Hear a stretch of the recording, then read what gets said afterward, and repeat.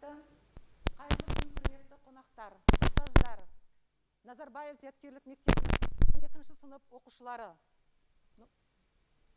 Кішкене масканы шешсе естілетін шығар, ашайын ба? Қайырлы күн, құрметті қонақтар, ұстаздар. Қайырлы күн, құрметті қонақтар, ұстаздар.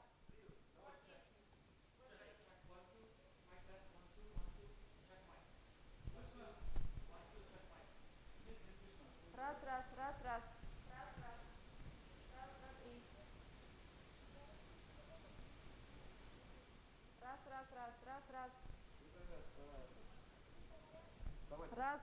Раз, два, три.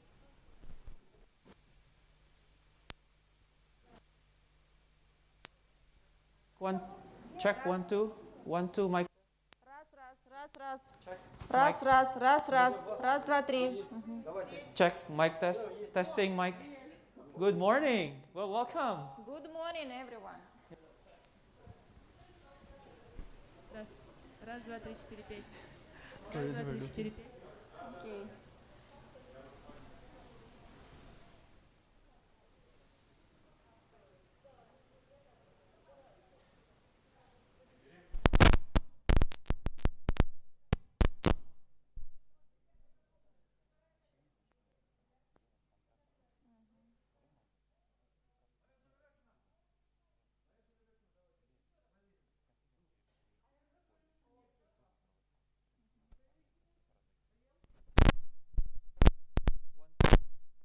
Mic testing.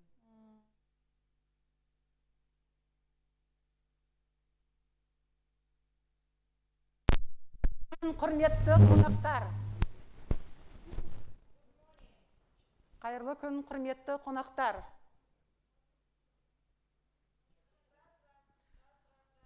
Қайырлы күн, құрметті қонақтар. Check, checking. Check, mic test, testing. Раз, два, три. Check.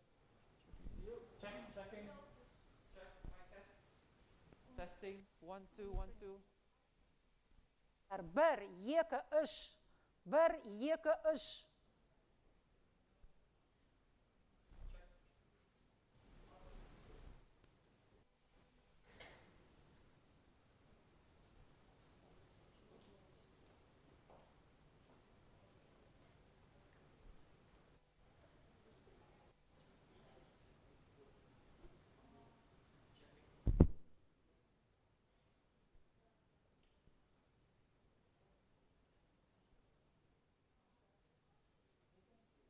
Идет переводчик и аккомпанемент выполняет. Раз, два, три. Раз, два, три, четыре, пять. Раз, два, три, четыре, пять. Раз.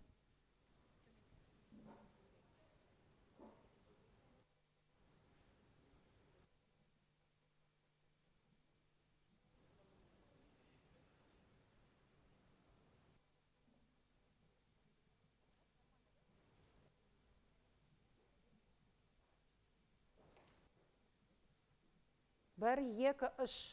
1, 2, 3.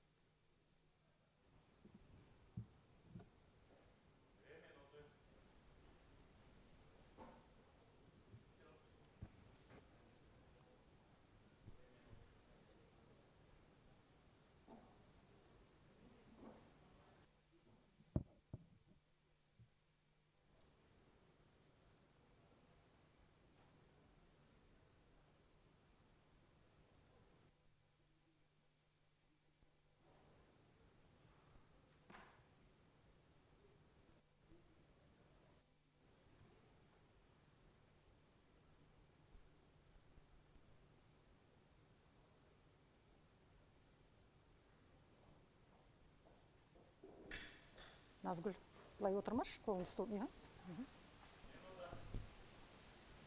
2, 3.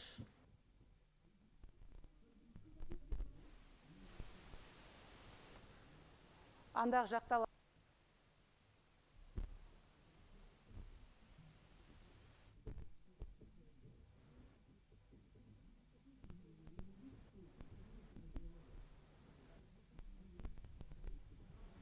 something again. Just to check the volume. Can you say something? Good morning, Radio. Yes, How good am I morning. doing? Good morning. Yes, like I can hear you. There are some people who cannot hear you right now. We're going to check it. Mic test. Hello.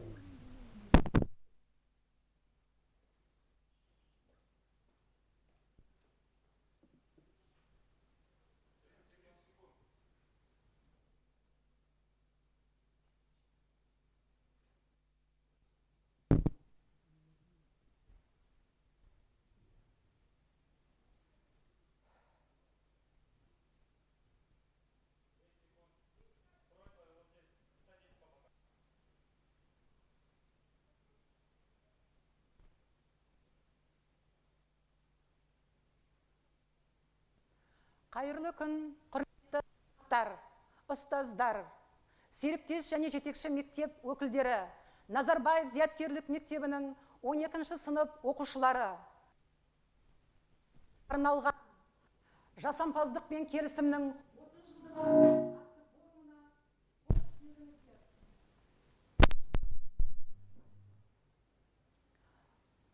назарларыңызды экранға ұсынамын. Біз Қазақстан халқы 1991 жылы 16 желтоқсанда егемендікті, бостандықты, әлемге ашықтықты таңдадық. Бүгінде бұл құндылықтар күнделікті өміріміздің бөлшегіне айналды. Біздің басты мақсатымыз 2050 жылға қарай мықты мемлекеттің, дамыған экономиканың және жалпыға ортақ еңбектің негізінде берекелі қоғам құру. Нұрсұлтан Әбішұлы Назарбаев. Тарихы бай, тамыры терең, қазақ елі үшін бұдан асқан қастерлі құндылық жоқ. Оны ең қымбат қазынаға, ең асыл аманатқа балаймыз. Сондықтан бабалар аңсаған тәуелсіздіктің қадірін жан жүрегімізбен сезінеміз. Егемендік әр халыққа бұйыра бермейтін баға жетпес бақыт. Қасым-Жомарт Тоқаев. Осы тәуелсіздіктің қадірін біз жан жүрегімізбен сезінеміз бе? Тәуелсіздіктің қандай басты стратегиялық құндылықтарын атай аласыздар, балалар? Тәуелсіздік өте жақсы. Қауіпсіздік. Ынтымақтастық. Сабақтастық. Сабақтастық. Бірлік. Бірлік. Әділдік. Тұрақтылық. Достық. Ашық қоғам. Достық. Сіздер басты стратегиялық құндылықтарды атадыңыздар. Енді осы стратегиялық құндылықтар біз үшін қандай береді? Әрқайсымыз осы тәуелсіздіктің мүмкіндігін қалай пайдаланамыз, қалай ойлайсыздар? Амандықты еркін таңдау мүмкіндігі. Жақсы, орныңыздан тұрып жалғастыра берсеңіздер.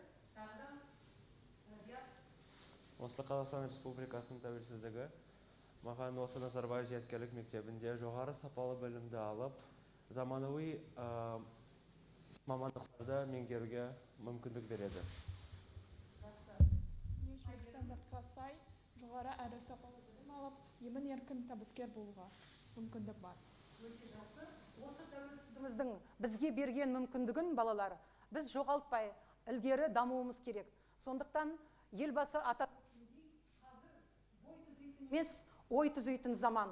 Сондықтан еліміздің тәуелсіздігін қалыптасуында әрқайсымыз осы қажырлы еңбек етіп білімімізбен дамытамыз.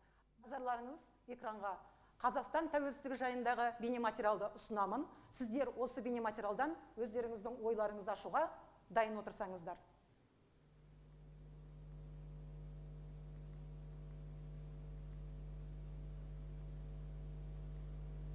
Уақыт. Адамзат баласы ешқашан құрықтай алмаған асау құбылыс. Бірақ біз шындықты тудыралатын қабілетке иеміз. Бұл оңай болған жоқ. Өз даңғылымызбен дами алатынымызды дәлелдеу оңай болмады.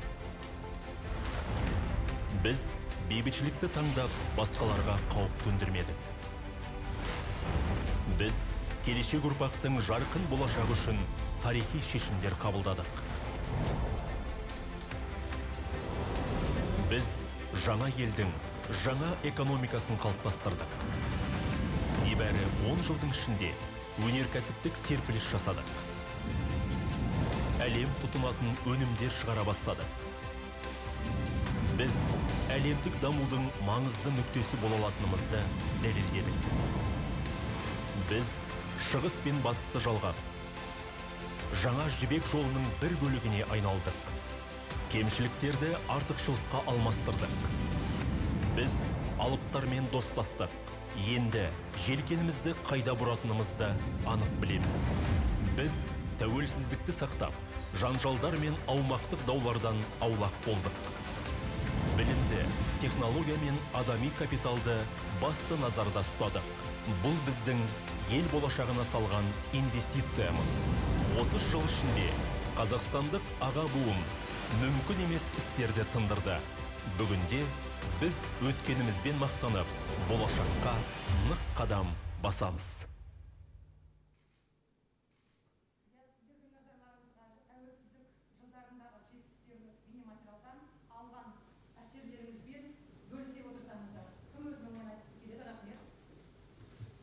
Қазақстан Республикасы тәуелсіздік алған елдердің арасында ең жас мемлекет болғанына қарамастан, осы қысқа мерзім ішінде көптеген жетістіктерге жете білді. Және біз мемлекетіміз болашақта жақын жетістіктерге жетеді деген сенімдемін. Жақсы, рахмет ойыңызға. Иә, тәуелсіздіктер біздің еліміздің қазақстандық үшін әрбір ерекше және мәңгілік мағынасы бар. Осы елімізді нығайтып, тарихымызды ары қарай жалғастырып гүлденуіміз керек. Осы құндылықтарды қоғамдық санаға сіңіру мемлекеттік органдардың, бұқаралық ақпарат құралдарының, оқу орындарының барлығының жұмылдырылып жасалатын жұмысы.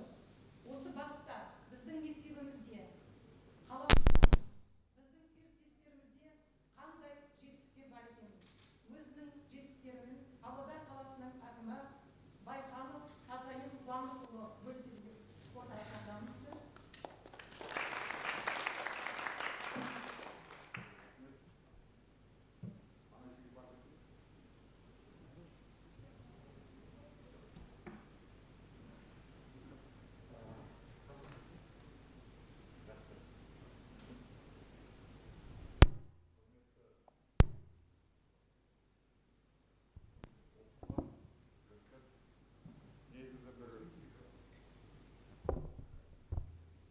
Қайырлы күн, құрметті оқушылар, түлектер, болашақтағы.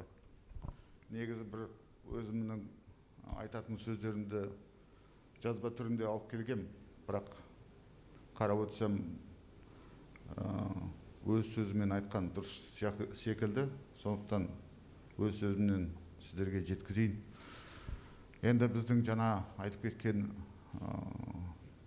бейнені бәрін көріп, осы сіздерге қарап отырсақ, осындай бір ең үздік мектептердің алдында тізімде тұрған осы мектеп біздің қаламызда және де жалпы өзіміздің республикамызда солардың ішінде ең үздіксіздер түлектер деп сенемін, білемін. Сондықтан осы біздің тәуелсіздіктің 30 жылдығында қандай жетістіктерге жеттік деген бейнені көріп, қандай болашақ бізді күтеді, ең маңыздысы не, тәуелсіздік деген жалпы не, оғаны қалай біз сақтап қаламыз, оны ары қарай қалай дамытамыз, оның бәрі осы сіздердің тарапынан, сіздердің білімдеріңізден және де осы жастардың болашағына тікелей байланысты. Мен өзім болса, осы қала әкімі болғаннан бері жаңа ғана 1,5 ай өтті, 2 айға тақап қалды. Кішкене өзімді таныстырып өтейін. Біріншіден, мен осы елдің тумасымын. Кіндік қамы Баянауыл ауданы Машқұрысы Көпей ауылында сіңген.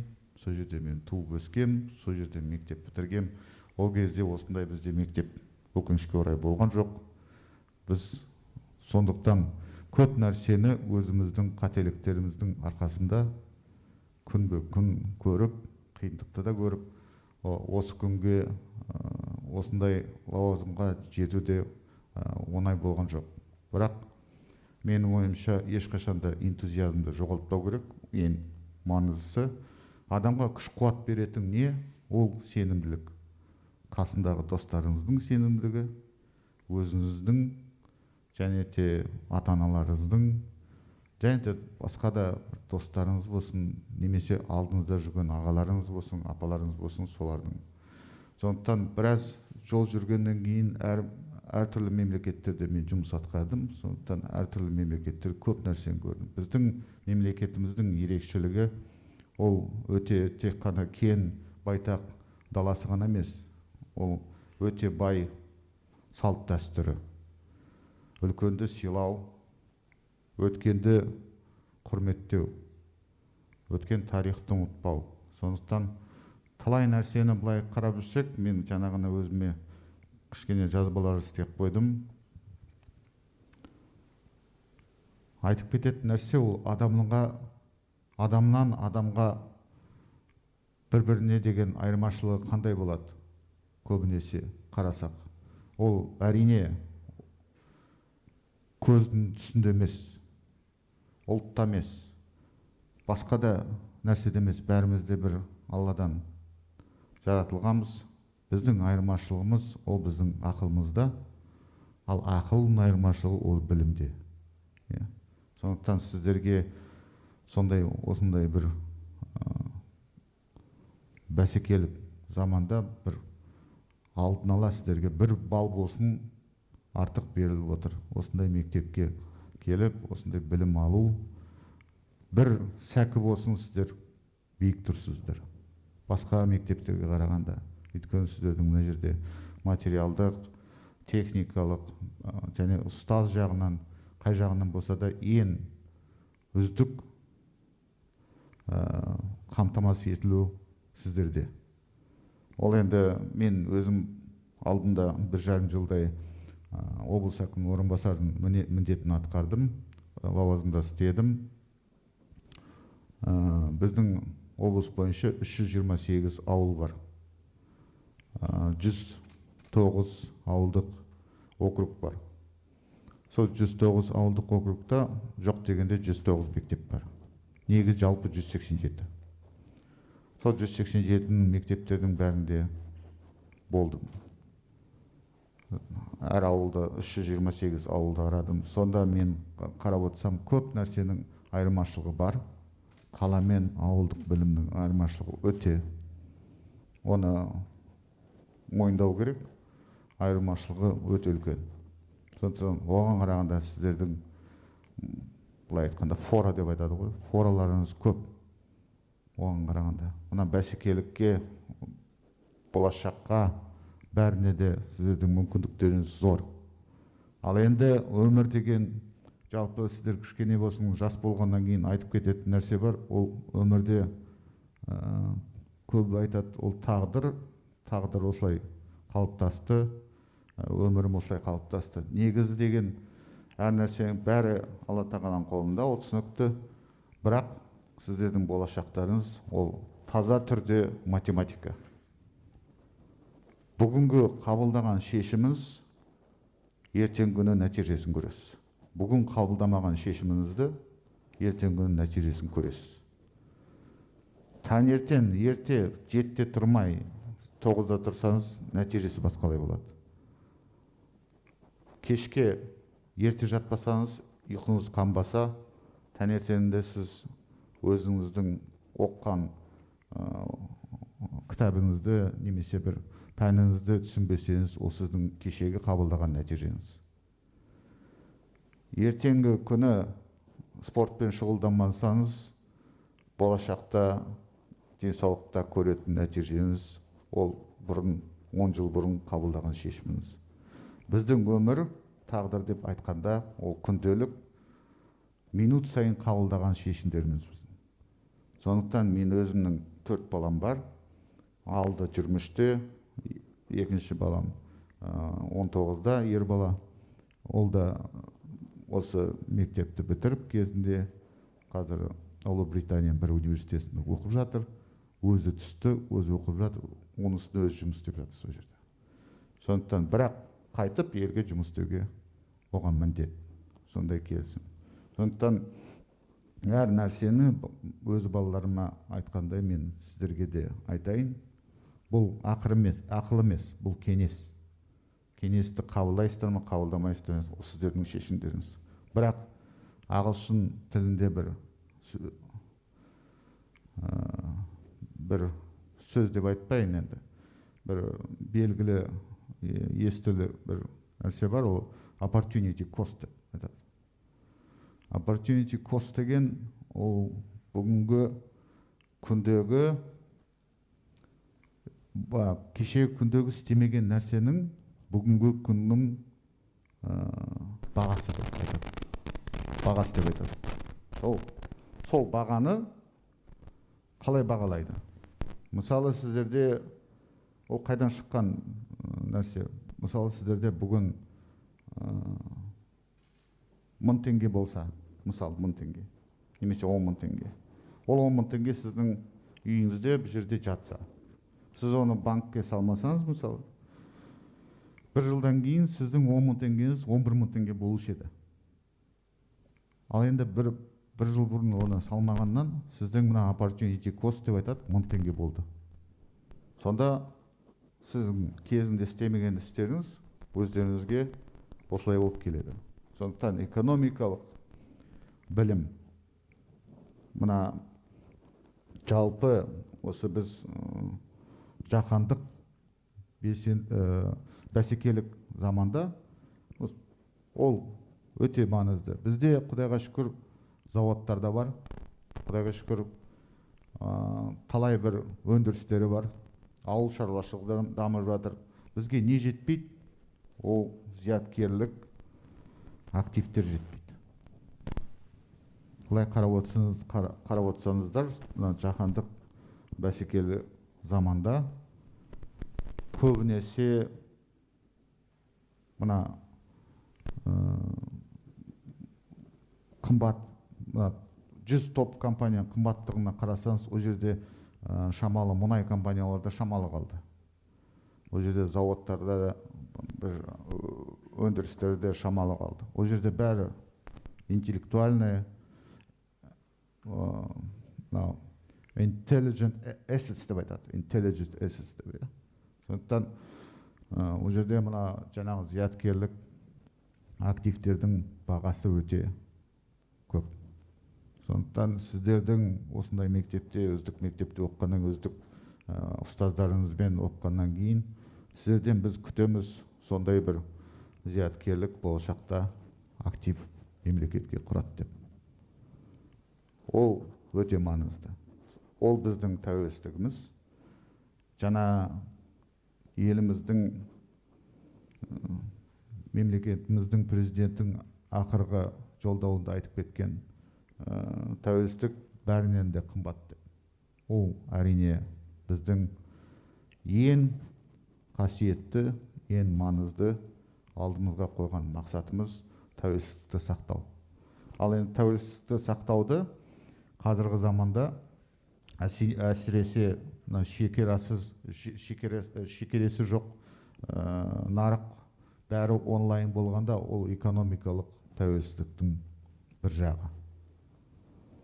Сондықтан көп нәрсені сіздер осы жерде оқып жатсыздар, үйреніп жатсыздар. Мен өзім талай елдерде жұмыс істедім. Африкада,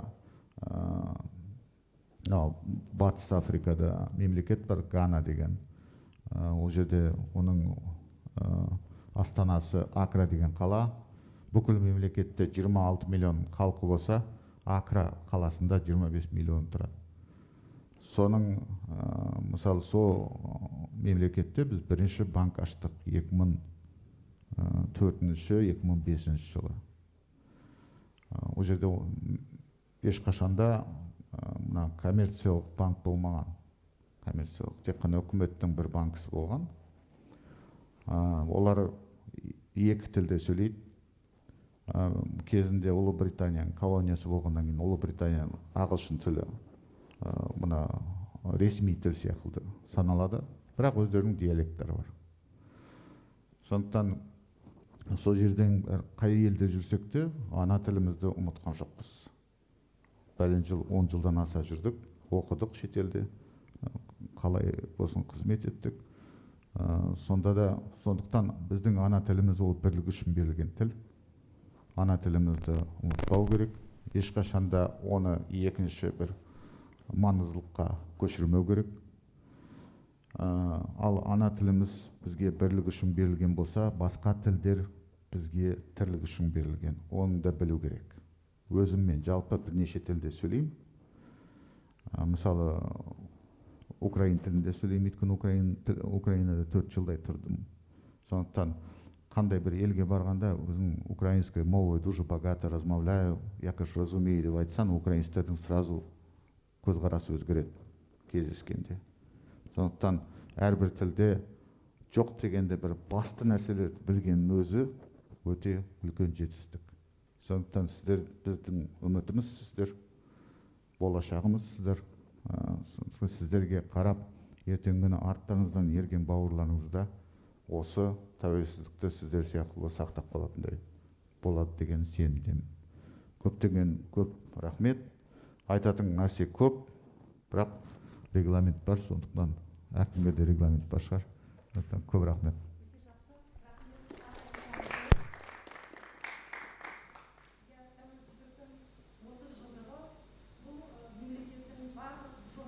Даму жылдарының қорытындысы.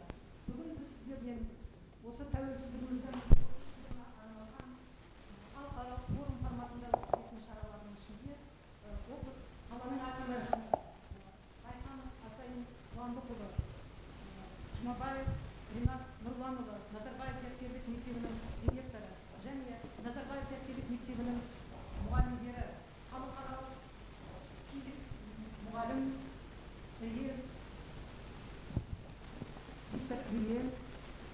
ағылшын тілі пәнінің мұғалімі Оспанова Назым Асқарына және физика пәнінің мұғалімі Мұғдаш Мөлдір қатысып отырып, 12-ші сынып оқушылары біздің мектептің түлектері, сонымен бірге Қытайдың мектеп серіктестері, мұғалімдері және жетекші мектеп өкілдері қатысуда. Біздің форумымыз бірнеше алаңда өтеді. Серіктестер форумы, Кеймос көпір мақынасында өтеді. Екінші экологтар алаңы және TEDx форматында өзінің тың идеяларымен біздің мектеп оқушылары бөліседі. 30 жылда еліміздің тәуелсіздігімен құрдас жас ұрпақ та қалыптасты. Тәуелсіздіктің құрдасы мектебіміздің физика пәнінің мұғалімі Мұғраш Мөлдір менің тағдырым елімнің тарихында атты тақырыбымен ой бөліседі. Сәлеметсіздер ме, құрметті жиналған қауым, көрермендер. Менің дүние есігін ашқан уақытым осы еліміздің тәуелсіздігімен тұспа-тұс келді. Өмірімнің біртұтас бөлігі осы Павлодар өңірінде өтуде. 2009 жылы тәуелсіз Қазақстанда жалпы орта білім беретін орта мектепті үздік аттестатпен аяқтап, алдыңғы қатарлы университетке мемлекеттік грантпен жоғары ұпаймен түстім. Университет қабырғасына жүргенде президенттік стипендия егер болдым. Көптеген ғылыми зерттеу жұмыстармен айналыстым. Олимпиадада жүлделі орындар иелендім. Әрине, осының барлығы біздің тәуелсіздігіміздің арқасы. 2013 жылдан бері қазіргі уақытқа дейін осы Назарбаев зияткерлік мектебінде физика пәні мұғалімі қызметін атқарудамын. Ұстаздық қызметке келуімнің ең басты себебі еліміздің көркеюіне, дамуына үлес қосатын білімге, ғылымға құштар ұрпақ тәрбиелеуден бастау алған. Тәуелсіздік маған өз ана тілімде емін-еркін сөйлеп, өз ана тілімде білім алып, әдет-ғұрпымды, салт-дәстүрімді жоғалтпай, алдыңғы қатарлы заманауи мектепте қызмет етуіме және әрі қарай дамуыма жол ашты. Тәуелсіздік құрдасы болу мен үшін үлкен мәртебе, әрі мақтаныш. Тәуелсіздікпен бірге жетіліп келем, өсіп келемін. Тәуелсіздігіміз тұғырлы, елдігіміз ғұмырлы. Әлем сахнасындағы еліміздің келбеті сәнді, еткен еңбегіміз мәнді болсын. Рахмет. Еліміздің 30 жыл даму жолында көптеген салаларға біз нәтижеге жеттік. Қол жеткіздік. Қоғам да, адам да өзгерді. 21 ғасырда адамзаттың алдында тұрған ғаламдық проблемалардың бірі бұл экология мәселесі. Осы қоршаған ортамыз бен экологиялардың сарапшылары ретінде біздің оқушыларымыз өзінің идеясын толығырақ тоқталып ашады дейміз. Қазір TEDx форматында осы проблемаларды ғана ашу емес, өзінің тың идеяларымен Нұржан бөліседі.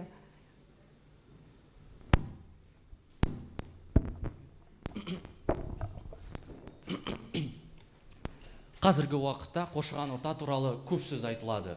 Және де оның ластануы жергілікті мәселеден әлемдік мәселеге айналды. Дегенмен адамдар бұл проблеманың маңыздылығын толығымен түсінеді ме? Және де біз табиғатпен қаншалықты байланыста екенімізді біз сезінеміз бе?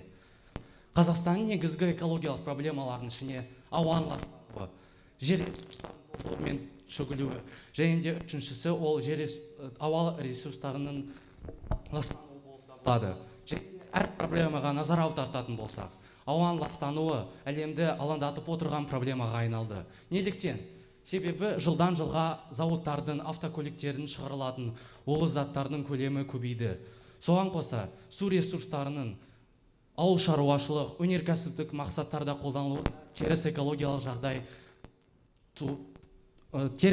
жағдайға әкелді. Және де мысал келтіретін болсақ, Ертіс, Орал, Сырдария өзендеріне көбінесе өнеркәсіптік қалдықтар құйылады.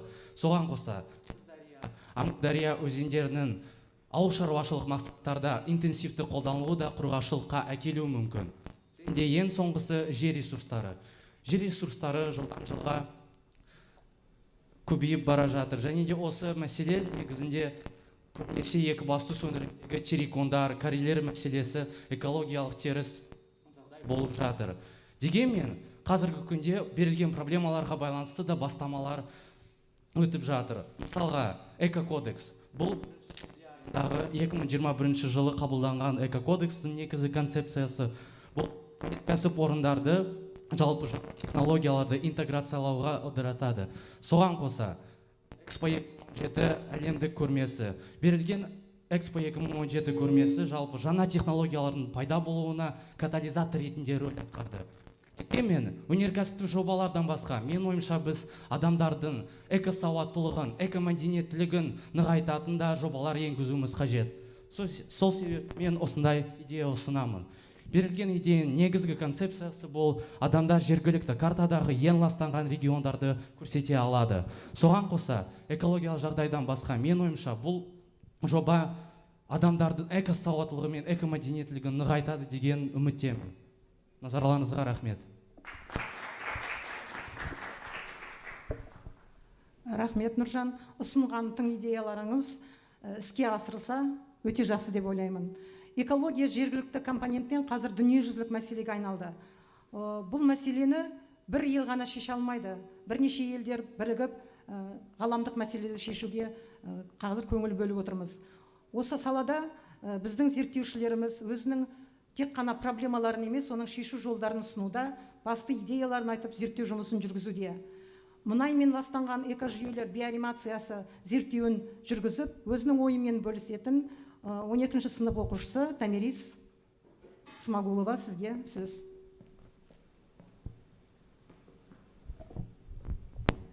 Сәлеметсіздер ме? Менің атым Тамирис, және мен экоактивистпін.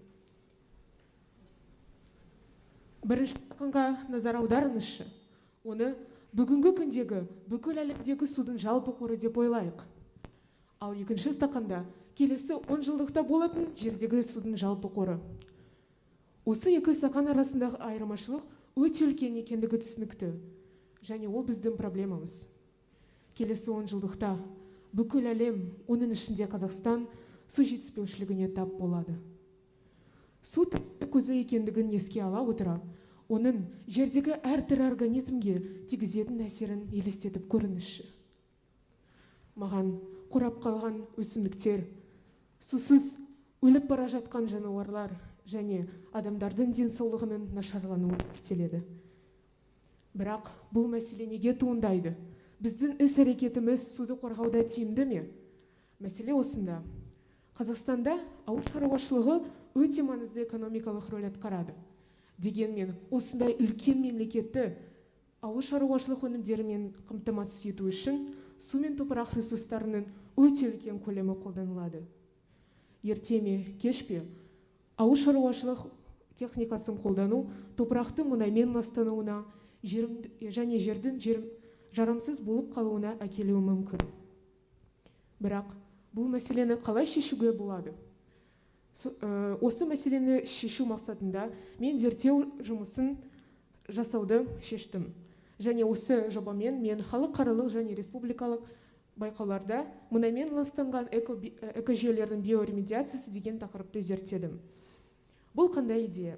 Жалпы ол микроорганизмдерді топырақтан алып өсіру арқылы жүзеге асырылады. Және де осы микроорганизмдерді алғаннан кейін біз соны су мен топыраққа қосамыз да олардың тазартылуына ықпал етеміз. Екінші идея ол шашты мұнайдан тазартқыш ретінде қолдану. Яғни шаштың биологиялық қасиеті майды сіңіру. Сондықтан біз осы әдісті теңізде мұнай төгілген кезде тиімді әдіс ретінде қолдана аламыз. Осы екі әдістің ең басты артықшылығы олардың экономикалық тиімділігі. Яғни олардың жүзеге асырылуына үлкен ресурстар қажет етілмейді. Менің ойымша, біз осы екі әдісті қолдана отыра, болашақта судың қорының дұрыс және тиімді пайдалануына және сақталуына үлкен қадам алға жасай алатынымызға сенемін. Назарларыңызға рахмет. Өте жақсы.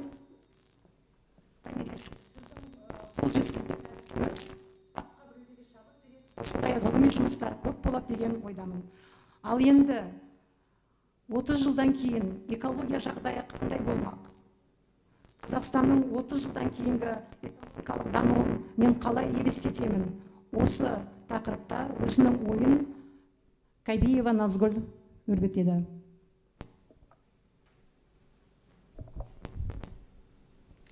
Қайырлы күн, құрметті форум қатысушылары. Мен сіздермен экология жайлы ой бөліскім келеді. Негізінен халқымыз әрқашан да табиғатты анаға теңеген. Неліктен? Себебі қоршаған ортасыз ешбір тіршілік иесі күн көре алмайды. Жалпы сіздер Қазақстанның болашақ экологиялық ахуалы туралы ойланып көрдіңіздер ме? 30 жылдан кейін Қазақстанның экологиялық даму деңгейі қандай болмақ? Мен Қазақстанды 30 жылдан кейін қалай елестетемін? Қазақстанның экологиялық жағдайын зерттей келе, мені осындай сұрақтар алаңдата бастады. Сондықтан, осы сұрақтар аясында мен сіздермен өз идеялармен бөліскім келеді. Бірінші, бұл ауа мәселесі. Болашақта ауаның ластану мәселесінің ауқымы кемейді, және барлық зауыттар мен фабрикаларда оның ластануына жол бермейтін технологиялар қолданыла бастайды. Себебі Қазақстан 2016 жылдың 2 тамызында Париж келісіміне қол қойған болатын. Және оның шарттары бойынша 2030 жылға дейін парниктік газдардың көлемін 15%-ға кемітуі керек. Егер де келісімнің шарттарының барлығы дұрыс әрі толық орындалса, Алматы, Қарағанды, Теміртау секілді қалалардың ауасы тазарақ бола түседі. Екінші, болашақ Қазақстанда атомдық электростанциялардың саны артады. АЭС-тердің арқасында Қазақстанның экологиялық жағдайы түзеледі деген ойдамын. Себебі оған мұнай, көмір секілді зиянды қалдықтар шығаратын отын түрлері қажет емес, және энергия көбірек бөлінеді. Үшіншіден, қарапайым автокөліктердің орнын электр тоғын қолданатын көліктер орнын басады. Мысалы, қазірдің өзінде Павлодарда электробустар бар, және егер де 2050 жылға дейін олардың осындай қоғамдық және жеке меншік көліктердің саны артса, экологиялық жағдай түзеліп, жасыл энергияны қолдануға тамаша мүмкіндік пайда болады. Бірақ ең бастысы, мен қазақстандықтардың болашақта сана сезімі дұрыс жаққа өзгеріп, экологиялық зиялы әрі қарай дами бастайды деген үміттемін. Әрине, Қазақстанның 30 жылдан кейін дәл осындай болатындығына ешкім уәде бере алмайды. Бірақ біздің алдымызда барлық мүмкіндіктер бар, ал сол мүмкіндіктерді дұрыс қолдану маған, сіздерге, жалпы барлықтарыңызға байланысты. Назарыңызға рахмет. Рахмет, Назгүл. Қоршаған ортаға бағытталған осы жасыл технологиялар ғылым жетістіктеріне негізделсе, бізде дамудың экономикалық, экологиялық аспектілерде қамталуы мүмкін. Сондықтан қоғамда бізде ең басты осы экологиялық мәдениетті қалыптастыру. Осы салада біздің мектеп оқушылары Green Management жобасы бойынша география пәнінің мұғалімі Сағындықов Қуаныш өзінің жобасымен бөліседі. Назарларыңызды экранға.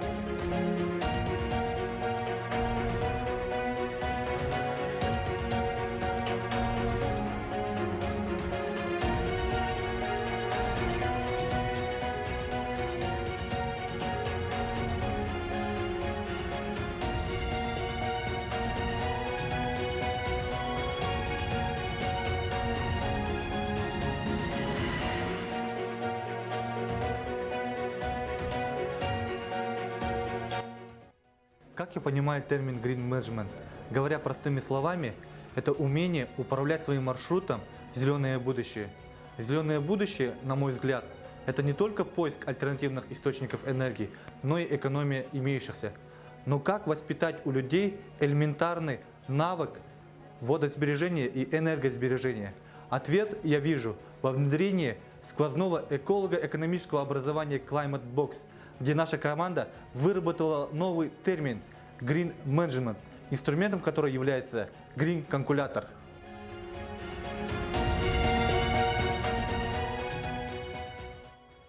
Друзья, я в зеленой зоне, а вы?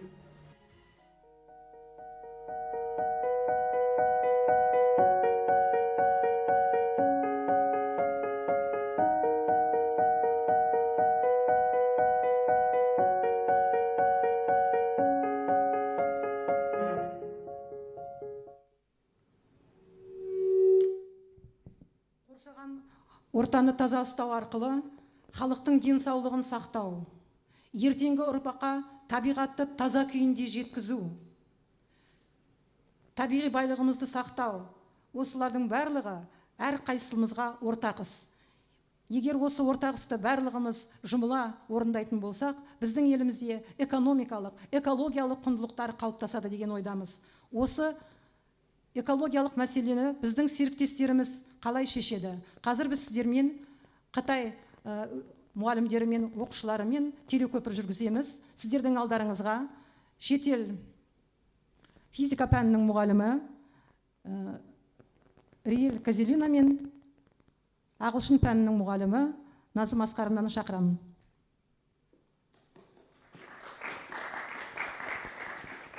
Good morning, dear guests. Good morning, dear students.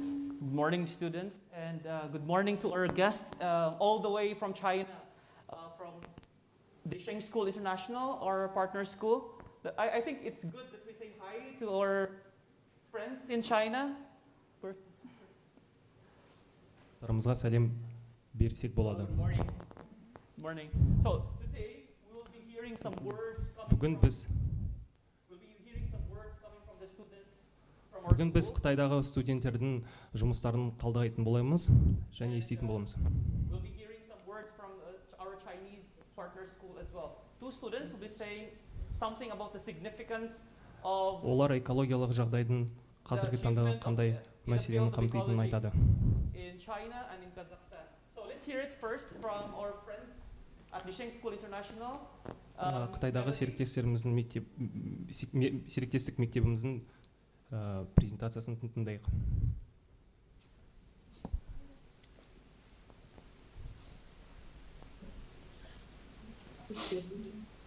Group E, you can start, yes.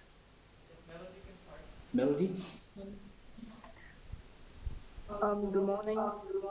Қайырлы таң. I'm Melody from DSI.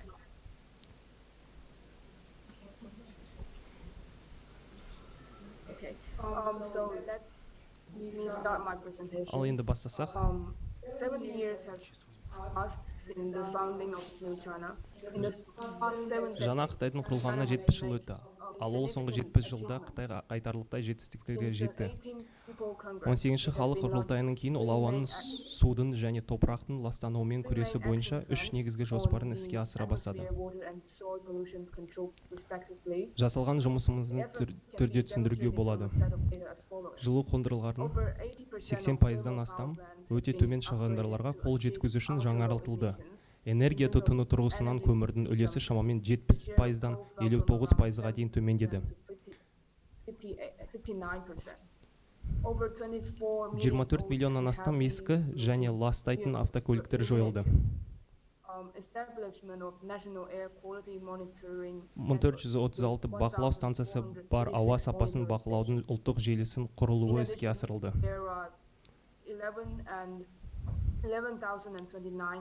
Сонымен қатар Қытайда ел аумағының 18%-ын құрайтын 11029 қорық бар. Бұл Біріккен Ұлттар Ұйымының биологиялық әртүрлілік туралы конвенциясының жоспарлаған мерзімнен бұрын орындалуын мүмкін береді. Сонымен қатар Қытай қоршаған ортаны қорғау бойынша табиғи ормандағы қорғау және ауыл шаруашылығы жерлерін ормандар мен шыбындықтарға қайтару сияқты бірқатар ірі жобаларды іске асырды. Атап айтқанда, Қытай экологиялық қауіпсіздіктің ұлттық тосқауылын нығайту үшін экологиялық жүйелерді тұрақтандыру мен сапасын едәуір жақсарту үшін жасылдандыру науқандарын бастады.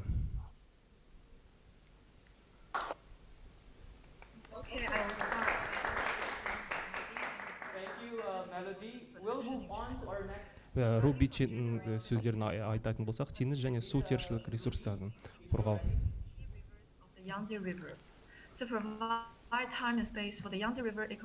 2021 жылы 1 қаңтарда Янцзы өзенінің экожүйесіне биотүрлілік гендік банкін қалпына келтіру, қорғау, уақыт пен кеңістік беру үшін Янцзы өзенінің негізгі суларында 10 жылға балық аулауға тыйым салынды. Генетикалық ресурсты қорғау туралы айтатын болсақ, Қытай 510 мың дақыл мен 560-тан астам жергілікті мал мен құстың тұқымын сақтап қалды. Бұл әлемдегі ең жоғары көрсеткіштен бірі. Жібек жолы халықаралық ынтымақтастық ұйымы халықаралық жасыл даму коалициясы.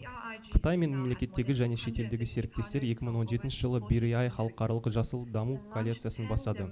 Қазіргі уақытта BRGC-ден 40-тан астам елде 150-ден астам серіктес бар болғанмен биологиялық әртүрлілік пен экожүйені басқаруды қоса алғанда 10 тақырыптық серіктестік құрды. Қытай 120-дан елден 2000-нан астам қатысушының, соның ішінде 600-ден астам адамды биологиялық әртүрлілікті сақтау бағдарламасына оқытуына көмектесті. Назарларыңызға рахмет. Now we are giving the word to our NIS students to share achievements in ecology in our country. Girim, you may start. Ал енді өзіміздің студенттерімізді тыңдасақ. Қазақстандағы экологиялық жағдайды сақтау үшін 2021 жылы шілдеде өртейтін қондырғылар отырғызудың арнайы жоспары құрылды. Қазақстанның экологиялық, геология және табиғи ресурстар министрі Мағзұм Мырзағалиев елімізде қалдықтарды қайта өңдеудің үлесі өте төмен екенін айтты.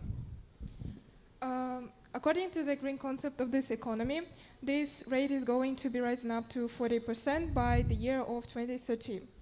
Such plants are already building in 6 cities, Almaty, Nur-Sultan, Atrau and Мұндай others. зауыттар 6 қалада салынатын болады. Ақтөбе, Атырау, Алматы, Нұр-Сұлтан, Тараз және Шымкент. Потенциалды инвесторлардың жұмыс кездерінің өзінде басталды және ол 15 жылдан кейін аяқталмақ. Тағы бір жоспар экологтар мен үкімет жүргізген елдің орман қорына 2 миллиард ағаш отырғызу және ол арадағы 5 жылдықта аяқталмақ. Экология министрлігінің мәліметінше орман қорының жалпы көлемі 30 миллион гектарды немесе Қазақстан аумағының 11%-ын құрайды.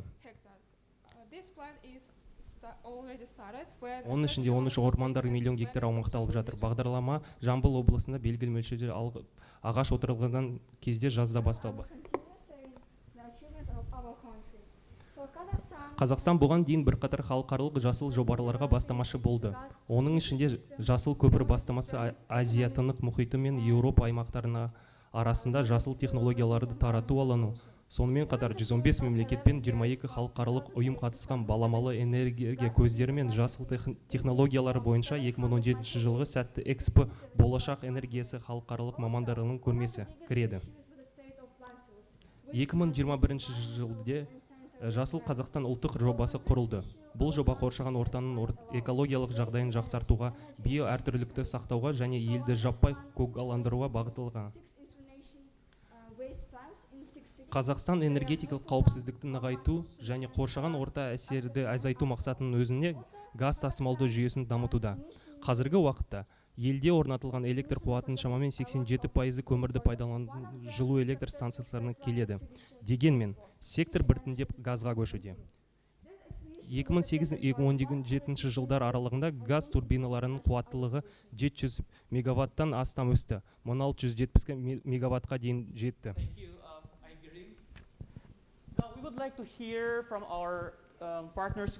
Біз қазір енді ұсыныстарды тыңдамақшымыз. Осы Қытайдағы мектептеріміз серіктестеріміздің ұсыныстарын тыңдамақшымыз.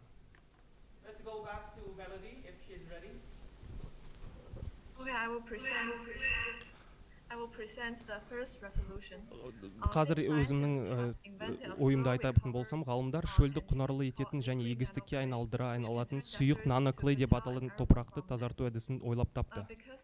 Ылғалдылығы аз, кіші топырақта ылғалды ұстап тұру немесе өсімдіктердің өсуіне мүмкіндік беру қиын болып табылады. Және де балшық дұрыс пропорцияда болатын болса, онда ол үлкен өзгеріс әкелуі мүмкін. Алайда бұл әдіс қымбат және өте көп еңбекті қажет етеді, және адамдарына саз бен құмды араластыруды талап етеді.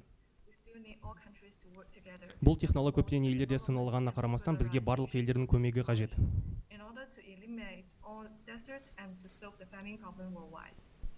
Назарларыңызға рахмет.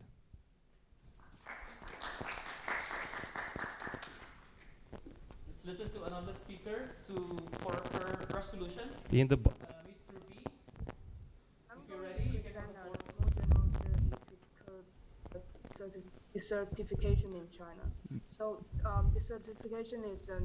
сертификацияны түсіндіретін болсам,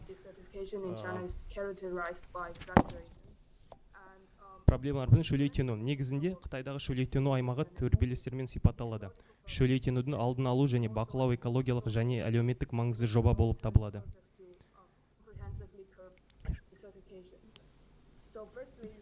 Біріншіден, табиғи орман мен шөп ресурстарын қорғау, ағаш кеспеу және орманды кесуге қатаң тыйым салу саясатын жүргізу.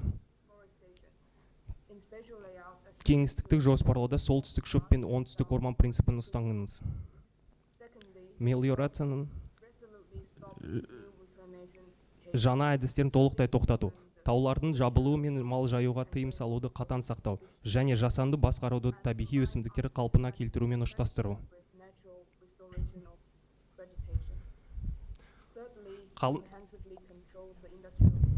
Қала мен аудандағы өндірістік ластану көздерін кешенді бақылау, эмиссия талаптарына сәйкес келмейтін қондырғылар өндірісті рұқсат етілмейді.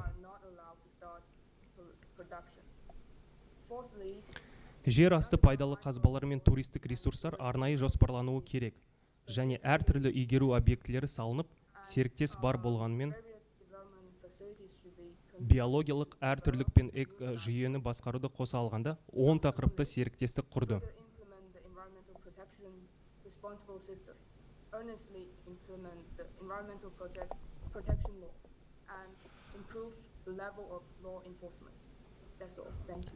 Назарларыңызға рахмет.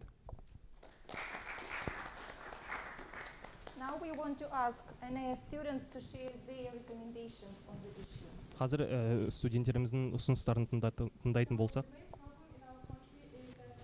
негізгі проблема бұл ластану мәселелерінің негізінен технологиялық where pollution problems are mostly solved by technological developments. So the first solution is to create more ecologically friendly factories and organize the work of green companies. Focusing on more detail, бөлшектерге тоқтала отырып, Қазақстандағы судың ластануының мысалында бірнеше шешім бар. Қажетті нәтижеге жету үшін үкімет пен бүкіл халықтың ұзақ жылдар бойы келісілген жұмысы қажет. Осыған орай негізгі әрекеттер айқындалған. Бірінші, суару үшін суды пайдалануды азайту және аз талап етілетін дақылдарды өсіруге көшу абзал шешім болып табылады. Мысалы, күздік бидай мақтаның тамаша алмастырушысы. Арал теңізі, Балқаш және Каспий теңізін қалпына келтіру үшін көрші елдермен бірігіп жұмыс жасау. Қазақстан көршілес елдердің су қоймаларын қоректендіретін өзендердің сапасын өздігінен жақсарта алмайды.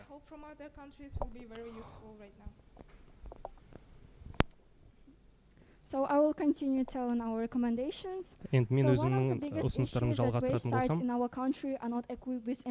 ең үлкен мәселелердің бірі елдегі қоқыс тастайтын орындар жер асты суларын қорғауға арналған су өткізбейтін қабаттармен немесе ағып кетуді бағалау жүйелерімен жабдықталмаған.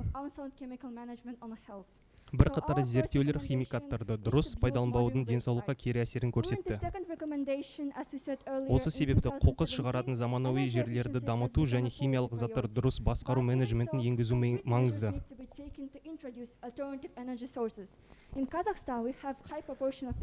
Жоғарыда айтқанымызда 2017 жылы энергия тиімділігі саясатының басымдылығы айналды, бірақ энергия тиімділігін арттыру технологияны енгізу үшін нақты шаралар қабылдануы қажет. Қазақстанда ауыл тұрғындарының үлесі салыстырмалы түрде 40%, ал кейбір ауылдық жерлерде электр энергиясын қамтамасыз ету сенімсіз. Назарларыңызға рахмет. Thank you for your attention and it was nice to meet you. To the Sheng students and Mr. Alvin, thank you very Біздің much for серіктестер joining us today. мектебімізге We'll үлкен рахметімізді meet again білдіреміз. soon in our next partnership. Және де болашақ жоспарларымызға Thank you and goodbye. Bye. сау болыңыздар. Телекөпір форматында біздің мектебіміз және Қытай мектебінің оқушылары осы экология мәселесін талқылап, резолюция қабылданды. Енді осы жаһандану кезеңінде Қазақстанның жаңағы тәуелсіздігін біз қарап өттік. Осы тәуелсіздікті қалыптастыруда әрқайсымыз ойлансақ, мен отанымның жетістіктерін жалғастыруда, қалыптастыруда не істей аламын? Осы жағынан өздеріңіздің ойларыңызбен бөліссеңіздер, балалар. Жақсы көрдім. Адина?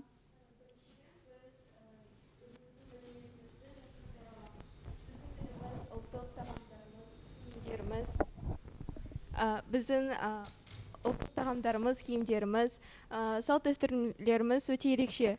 Сондықтан оны басқа да халықтар білсе, өте керемет болушы еді деп ойлаймын. Жақсы, Адина, рахмет. Тағы да қандай ойларыңыз бар? Яз.